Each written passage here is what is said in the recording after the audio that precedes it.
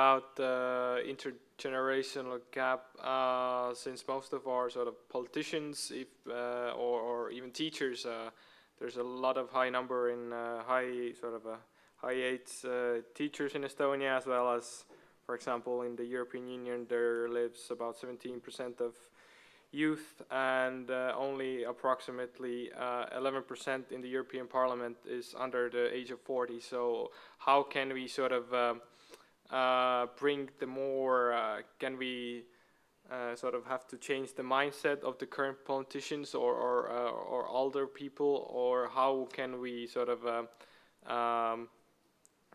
bring the young and older people together, as we see, or should we sort of put some quotas in maybe in the parliaments, or do we have to? So what would be the sort of the solution of getting the more older and younger people together, or to find sort of the new or common problems to solve? So what would be, for example, your solutions for the intergenerational gap? Yeah, I don't know about quotas, but what I have seen is when you really want to get elected as a politician and you're active enough, you do get elected. It's kind of proportional with your activity in that field. And the question is why that many younger persons don't really want to involve themselves in so-called hard politics that much. Well, I don't know. Is there a intergenerational conflict? Yeah, maybe in values, but I have worked with, I guess, 6 ministers. One of them was even younger than me, and I was at that time 29. So, and I have worked with ministers who are more than twice of my age. And I haven't seen, at least it's again my experience, that there is a divide between generations that much, but there is moderate divide on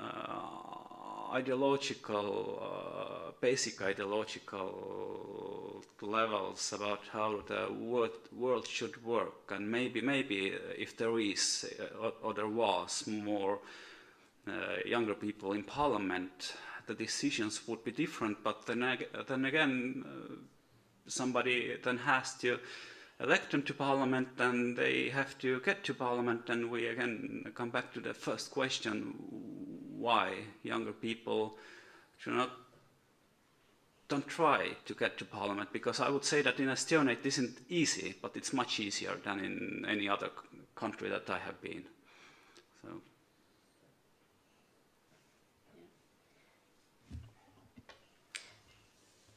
Well, I don't have a correct answer for the questions, but I began to think about social media and the way it has changed the role of politicians. To me, it's kind of reluctant, but for the young people, it may be easy way to get involved into politics. The new ways of promoting themselves. I don't know, but it may have some good effects on young people's activity in politics. I don't know how much the election system in Germany differs from the Estonian one, but I noted that in Germany, for young people to get on the party list to be elected into parliament is quite hard to get into, because a lot of those people are, like a lot of the people already in parliament have been there for quite some time, and you usually need to stay and work in your hometown for quite some time, which is clashing a lot with the lifestyle young people are expected to live. If they want to go to university, they are also requested to study abroad, to maybe go somewhere else to university because the specific field is not taught at their home university. So investing this time in one certain area instead of, for example, in one certain topic in your party doesn't really pay off for a lot of people. And even the young ministers we had in the last couple of years in Germany were those people who spent also university in their hometown, who never really left their hometown and have been engaged in this field all the time there. And I think even though young people are also doing a lot of political engagement, the current political system there might just not be the perfect one to engage yourself in. And even if they are put on the party list, they are usually not on the promising spots, but mostly on the spots that are where it's a surprise if you actually are elected into parliament. And for that reason, we actually also propose to have certain quotas for young people in the promising spots and also in the decision-making parts of the, for example, of the parliamentary groups then. This would be a very interesting research theme to find out why young people who may be interested in party politics, why they are not starting to be candidates in, for example, national elections. Maybe it's a question of money. And you mentioned the new channels in social media, for example. They are not. It's not so costly anymore. But this, I don't have answers again. But I found this very interesting, and maybe we could produce a research and find it out.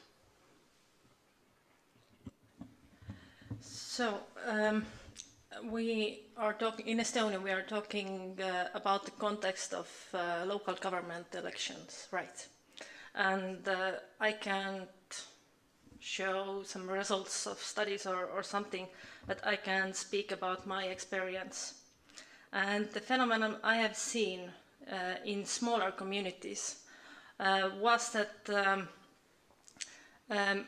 first contact with the party was always personal. Relatives or friends, or you were in the same hobby group, and then an adult, doesn't matter how old he or she was, and told to a young 18-year-old high school student mostly that please come to us, join the party and be a candidate with us. And there was only one reason actually, to get the youngsters to attend in elections. And but yes, the first contact was always personal. But I can imagine it's much harder in big cities. It was easy. I'm from a small village, and I have to admit I'm local politician. So yeah, so it happens. Okay, so we have a round for one last question. If no one from the... Yeah, awesome. Question from Austria. Well, I rather have a comment concerning this last point, if I'm allowed to. Yeah. Okay. The thing with why is it so hard for young people to run for parliament? In my opinion and what I see from daily work, of course it would be nicer that we have more young people going to political parties and running for parliament or what else. For example, in Austria we have I think the youngest chancellor ever, I think worldwide. He's 31. This makes an effort, a difference. But I think if we say that it's better for young people when we have young politicians, can also be a little bit of a problem, because I think this is not a little bit a different idea of democracy, because in my idea of democracy, a good politician, no matter if he's male, if he's female, if he's old, if he's young, he considers, when he makes a decision, all people in Estonia, in Austria as well, and he thinks of all people. What consequences will my decision have? So I think it's not automatically that young people or young politicians address young interests more than elder ones. I heard this one example from Finland where there's one young member of parliament, and the people that voted for him, they were elder people. So like retired people. What I think and what I see in Austria is if you advocate issues of young interests, it does not really matter if you're old, if you're young, if you, I don't know, an apprentice or a student, you will get the votes. For example, for young people, legalizing marijuana in Austria is a big thing. Most young people that voted for the Green Party, they voted for them because they were the only ones who were dealing with this issue. So maybe one of the more central things that we should deal with is how can we ask young people, what's your interest? No matter if I'm old, I cannot change if I'm old, if I have gray hair. But what I can change as a politician is I listen to young people and I try to take your issues, you know. Thank you for the comment. And to wrap up our discussion, I would like all the panelists to sort of give also one of your opinion how to enhance, like what would you say to our your tomorrow to a politician or a decision maker, how or what should change in our education system or in our political system in order to enhance youth participation. So one suggestion. Again, what kind of suggestion? There was a slide before about Finnish voting age that has been lowering during past 100 years. And my suggestion would be just show her or him, whatever table it is, that shows that the world is turning and changing. And what I would suggest is try not to stay behind, because you won't be elected maybe next time if you stay too much behind.